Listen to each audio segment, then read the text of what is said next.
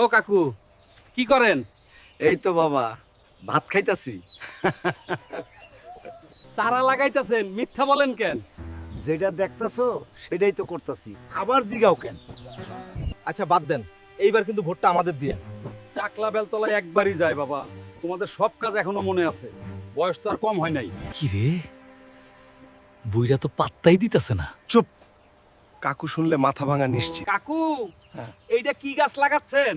জংলি গাছ, অনেক ফল হইব হইতে। দূর মিয়া, লাগাইতাছেন জংলি গাছ, আবার বলেন অনেক ফল হবে।